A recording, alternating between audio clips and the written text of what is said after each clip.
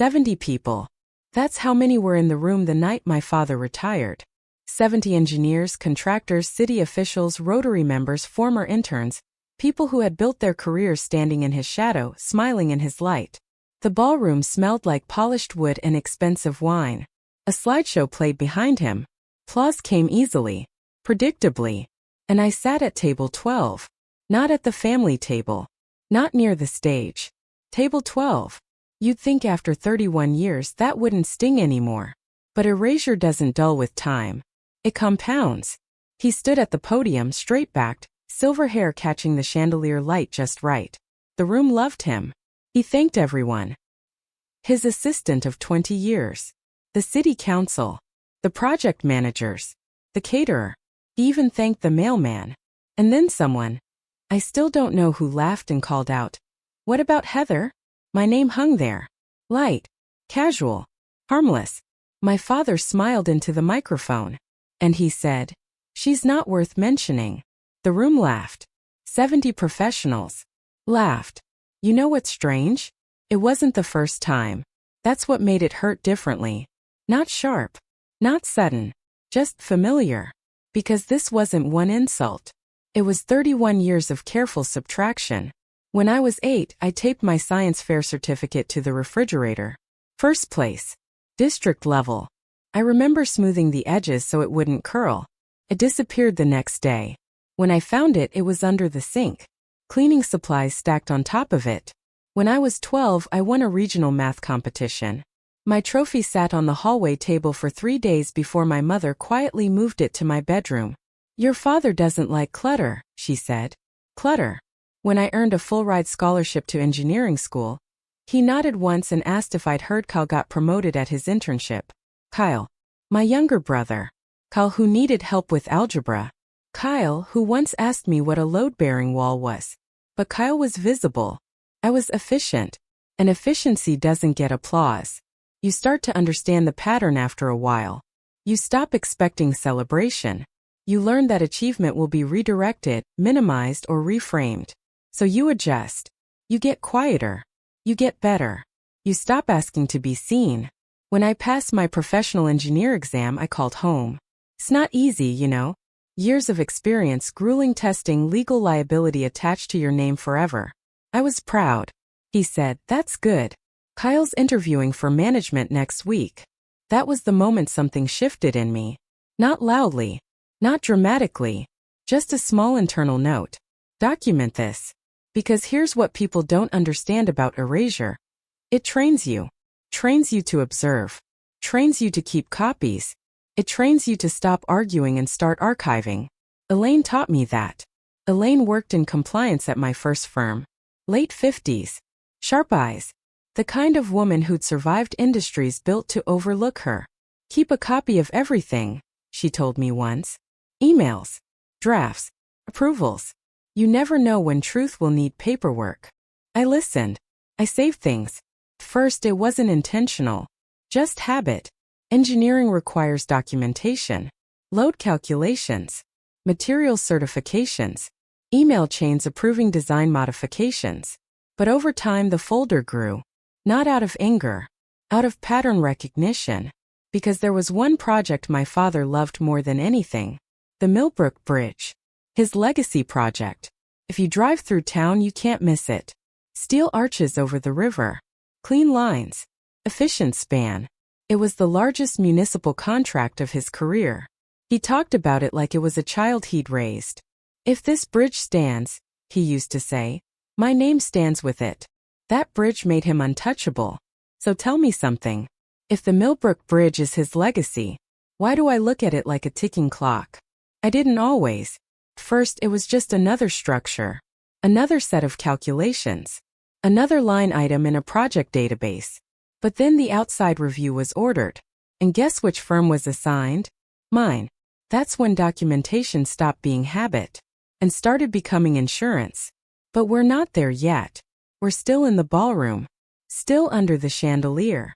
Still sitting at table 12 while 70 people laugh. After he said it, "She's not worth mentioning." The silence that followed wasn't empty. It was complicit. No one corrected him. No one shifted uncomfortably. No one said, "That's your daughter." Because in that room he was legacy. And I was invisible. I felt my chair scrape against the floor before I realized I was standing. Slowly. Not dramatic. Just deliberate. I could feel eyes turning. Conversations stalling. My mother staring at her lap. Kyle avoiding mine. And in my hand, calm, steady, almost absurdly light, was a folder. Manila. Unremarkable. You'd never guess what paper can weigh when it carries 31 years of being dismissed. What could possibly be inside a folder strong enough to shift a room of 70 professionals? I walked toward the stage. Heel against hardwood. Measured steps. Not to argue. Not to scream. Just to place something on the podium. Gently. And let silence do what it had refused to do for 3 decades. His crown jewel. If his entire reputation rested on it, then how did I end up holding a folder that could shake it? It started quietly, the way real danger usually does. 6 months before completion, the city ordered an external structural review. It wasn't personal. It was standard procedure for a project of that scale. When public money is involved, liability becomes serious. Oversight becomes necessary. And the firm selected to conduct that review? Mine. When the assignment landed on my desk, I almost laughed. Not because it was funny, because it felt inevitable. Out of every engineering firm in the state, somehow the audit of my father's legacy project had landed with me. Professional distance. That's what I told myself. This wasn't about family. It was about math. Steel. Load path. Stress tolerances. Engineering doesn't care about ego. So I opened the files. The Millbrook Bridge wasn't small. Twin-span steel arch design. Reinforced concrete pylons anchored into riverbed caissons. On paper it was elegant, efficient, ambitious. But engineering isn't about how something looks on paper. It's about what happens when weight meets time. The first issue appeared in the load-bearing pylons. At full projected traffic capacity, which included commercial freight rerouting over the next decade, the stress distribution showed a regular concentration at the lower third of the support columns. That's not supposed to happen. Stress should disperse gradually through the structure, evenly. Instead, the simulation showed progressive stress accumulation. That means slow degradation. That means material fatigue. That means eventually failure. I reran the numbers 3 times. Same result. I told myself I must be missing something. No one builds a bridge that large without triple-checking core supports. So I requested additional documentation. Material sourcing. Steel grading reports. Internal review notes. That's when the second issue surfaced. The beam linkage system, the structural connectors distributing weight between the primary arches, had been fabricated using a lower steel grade than originally specified in the approved design. Not dramatically lower. Just enough. Enough to pass visual inspection. Enough to reduce cost. Enough to compromise long-term resilience. When lower-grade steel absorbs repeated dynamic load, like constant vehicle traffic, microscopic fractures begin forming earlier than projected. Over time, those fractures widen. The load path shifts. Stress redirects. And redirected stress is dangerous, because structures don't collapse all at once. They fail progressively. One weak joint transfers weight to the next. That joint strains. Then another. Until eventually something gives. If it was that dangerous, why was it ever approved? That question kept me up for 3 nights straight. I expanded the review. I rebuilt the entire structural model from scratch using updated load simulations. Climate expansion factors. Flood stage water pressure. Increased freight volume projections. The deeper I went, the clearer it became. The original design wasn't catastrophic. It was careless. It cut margins too close. Too close for public infrastructure. Too close for something meant to carry school buses and emergency vehicles and commuters who would never think twice about what held them above the river. I brought the findings to my supervising partner. We escalated. And that's when I heard the sentence that changed everything. The city wants revisions. Quietly. Quietly. Because if the flaw became public before correction, contracts would freeze. Funding would stall. Media would circle. So we redesigned. 6 weeks. 14-hour days. I barely slept. I recalculated pylon reinforcement ratios. increased steel grade requirements, reconfigured the beam linkage geometry to redirect stress safely toward reinforced anchor points. We adjusted the load path so no single joint absorbed disproportionate force. I signed off on the corrected structural stamp myself. My name, my license, my liability, authority transfer. I had just saved my father's bridge. Not metaphorically, literally.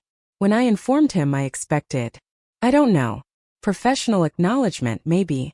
Instead, he said very calmly, "You will not embarrass me." I blinked. He continued, "Fix it quietly. Your name stays off the press release.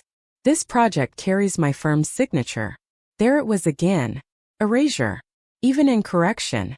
Even in rescue. Even when the math proved the flaw and the redesign prevented future failure. If I fixed it quietly, you're probably asking, then who took credit? The ribbon-cutting ceremony happened 2 months later. Local news stations came. The mayor stood beside him. Cameras flashed. The article ran on the front page the next morning. Photo, my father smiling beneath the arch. Headline, Millbrook Bridge opens ahead of schedule. No mention of structural revisions. No mention of external review. No mention of the engineer who redesigned the load-bearing system to prevent progressive failure. His legacy stood. And I watched from the side of the crowd. That was the day the folder stopped being documentation and started becoming evidence. Because here's what changed. It wasn't just that I fixed it. It was what I found afterward. Emails. Internal directives. Language that didn't align with what had been publicly stated. Subtle removals of external consultants from revised documentation. And one signature that didn't sit right with me. Kyle's. On final certification paperwork. There was just one problem. Kyle isn't licensed. But that's part 3. For now, just understand this. I didn't build the Millbrook Bridge. But I made sure it wouldn't fall. And someone else made sure my name wouldn't stand with it. Let me ask you something. At what point does erasure stop being personal and start becoming dangerous? Because until this moment I could almost excuse it. The silence. The credit shifting. The public image management. It hurt, yes. But it was still inside the boundary of family politics and professional ego. Then I opened the final certification file. And everything changed. After the redesign was approved, after my firm submitted the revised structural calculations, after the new steel grade was documented, after the corrected load paths were stamped with my license, the city required one last thing. Final structural certification. For a bridge that size, the law is clear. A licensed professional engineer must sign off. That signature isn't ceremonial. Carries legal liability. It means that if the structure fails due to negligence, the name on that line answers for it. I downloaded the file. Scrolled. And there it was. Kyle's name. Stamped beneath the certification statement. First, I thought it was administrative. Maybe he forwarded documents. Maybe he coordinated submission. But then I saw the line underneath. Licensed professional engineer, state registration number, 78431. I froze. Because Kyle doesn't have a PE license. He never sat for the exam. He never completed the required supervised hours. He doesn't carry liability insurance. He works in operations, scheduling, vendor coordination, client lunches. Not structural certification. My stomach dropped, but I stayed calm. Engineers are trained to verify before reacting. So I did what I always do. I checked the state licensing database. There is no registration number 78431. I checked again. Nothing. It didn't exist. You have to understand what that means. This wasn't a typo. It wasn't a clerical oversight. The certification required a valid, verifiable license number. The document had been submitted to the city. Filed. Archived. Official. If that number didn't exist, then someone fabricated it. And if someone fabricated it, then the bridge hadn't been legally certified under state engineering law. The room felt smaller as I sat there staring at my screen. Because now this wasn't about credit. This was fraud. And here's the question that kept echoing in my head. How many times had he signed? Was this the only project? Or was this a pattern I had never noticed because I wasn't looking for it? I went deeper. Previous municipal contracts. Final certifications. Internal submission records. Most were properly stamped, but on 2 smaller projects, pedestrian walkways, Kyle's name appeared again in administrative routing chains that didn't align with his role. No fake license numbers on those, but enough proximity to make my chest tighten. I printed everything. Emails, certification copies, submission timestamps, and then I did something I hadn't done in years. I drove to my father's office without calling first. He was alone when I walked in. The retirement photos hadn't been framed yet. The Millbrook Bridge rendering hung behind his desk like a halo. I closed the door, placed the documents in front of him, and said very evenly, "Kyle signed the final PE certification." He didn't look surprised. He leaned back in his chair and steepled his fingers, like I just brought him a minor inconvenience.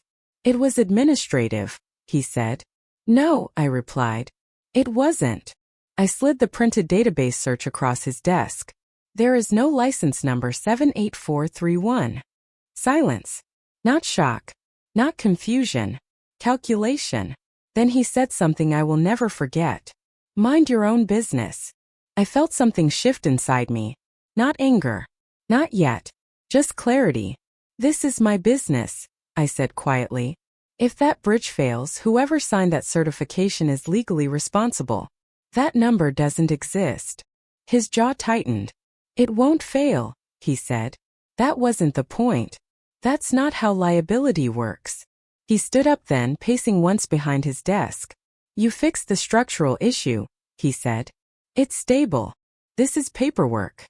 Paperwork. You see the difference between us? To him, documentation protects reputation. To me, documentation protects lives. "If the state board audits this," I said carefully, "this becomes criminal." He stopped pacing, lowered his voice. "You will not destroy this family over technicalities." Technicalities. That's what he called state law. That's what he called falsified licensure. And that was the moment I understood something painful. He wasn't scared of the bridge collapsing. He was scared of losing legacy. Kyle wasn't the architect of this. I could see that. Kyle signs what he's told to sign. He trusts what he's handed. He believes proximity equals qualification. He's a product of protection. But protection doesn't erase accountability.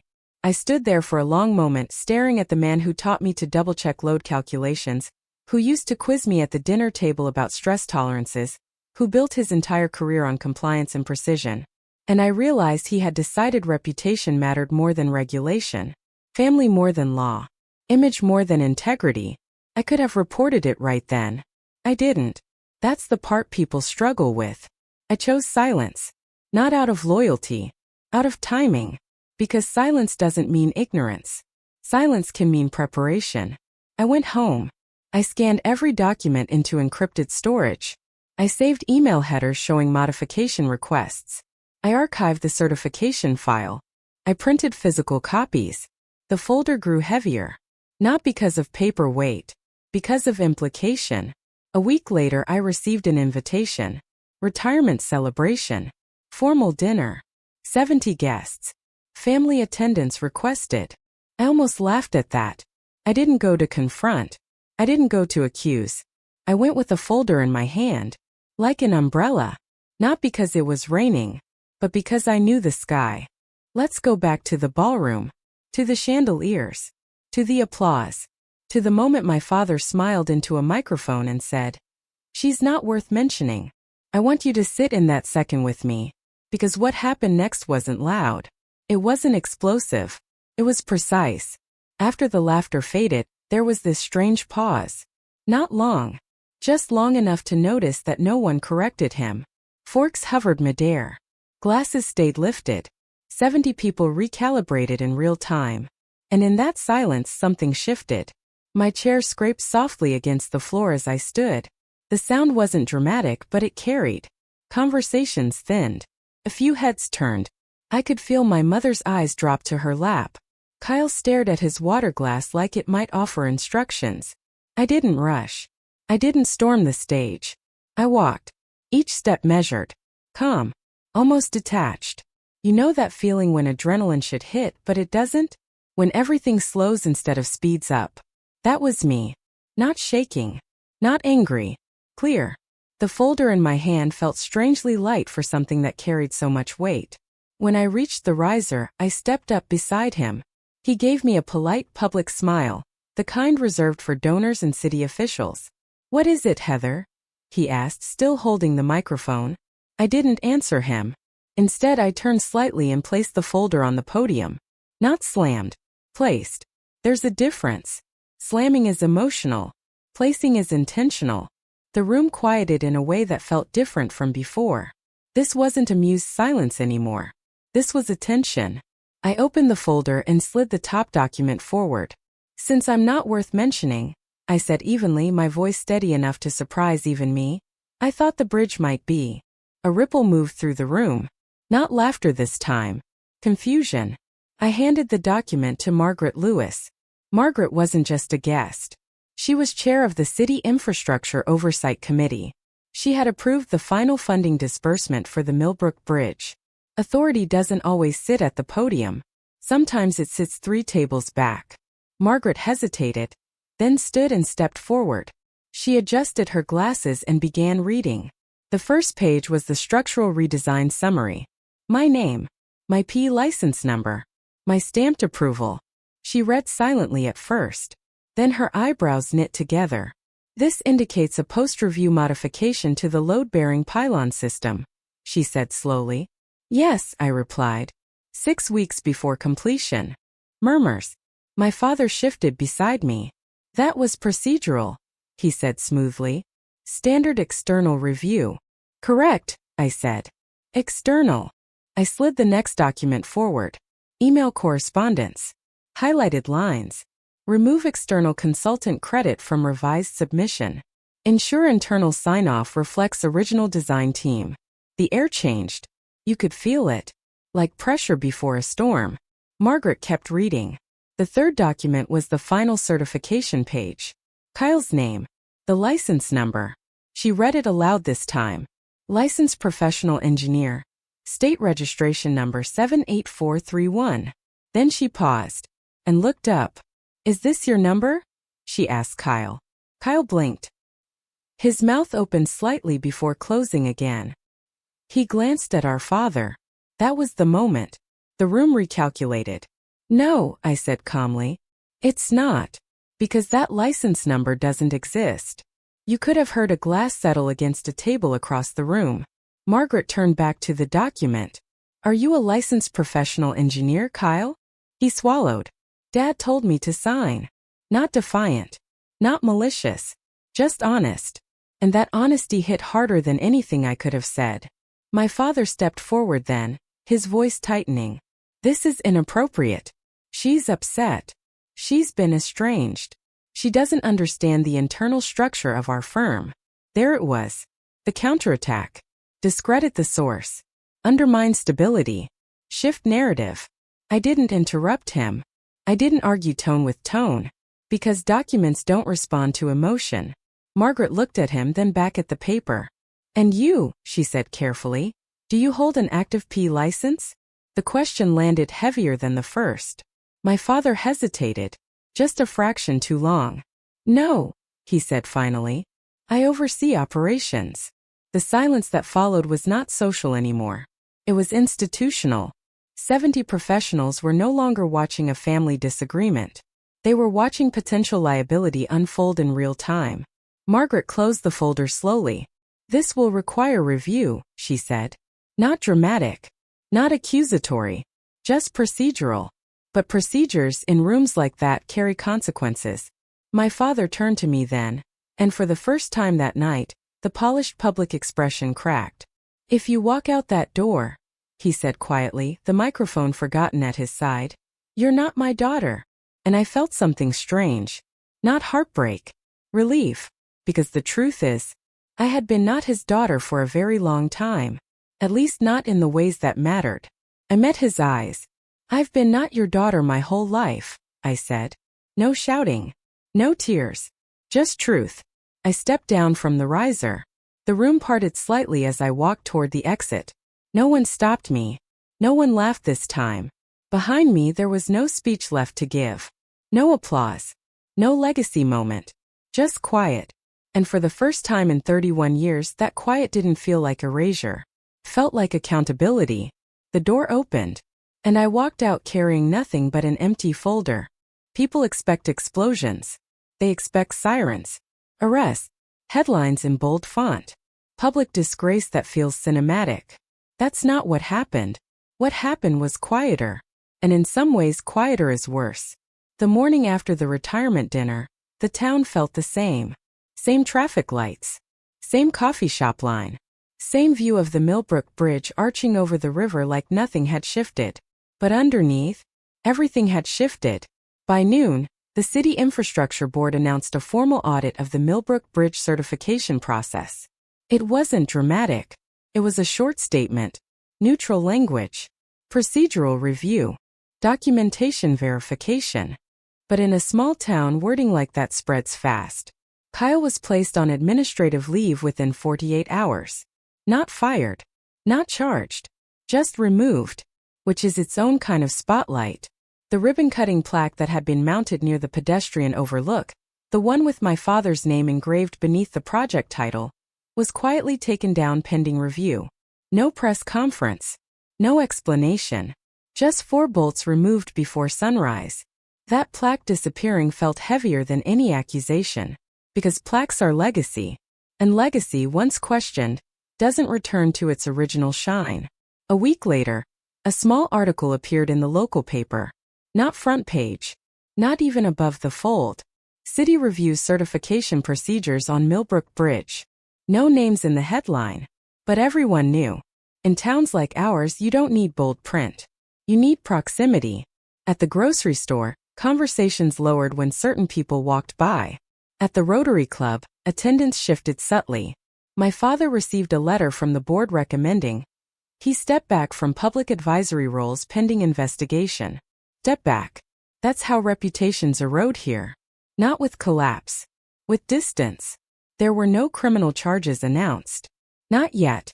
The audit was ongoing. Lawyers were consulted. Statements were prepared. Language was careful. Because here's the complicated part. The bridge was safe. My redesign held. The reinforced pylons distributed stress correctly.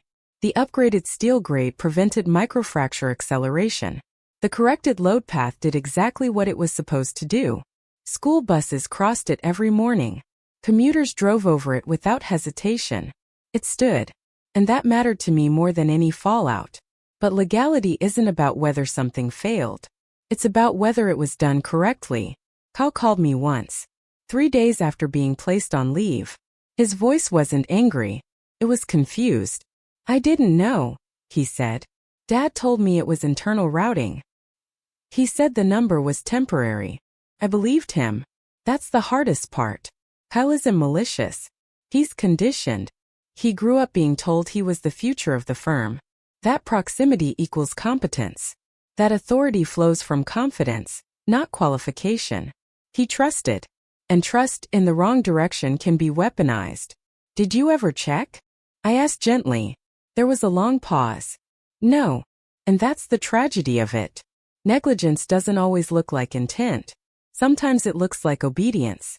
The town started recalculating its perception of our family. Invitations slowed. Conversations became formal. My father stopped attending the early morning coffee circle at Main Street Cafe. Not because he was banned, because he was observed. An observation when you've built a life on admiration feels like exposure. The Infrastructure Board postponed the official project commendation ceremony indefinitely. Sponsors requested internal clarification before releasing final partnership statements. Nothing explosive, just erosion. My mother sent me a letter. Handwritten. No return address. I always saw you, it said. That was it. No apology. No defense. Just recognition. And I read that sentence more times than I expected to. Because recognition even late carries weight. Weeks passed.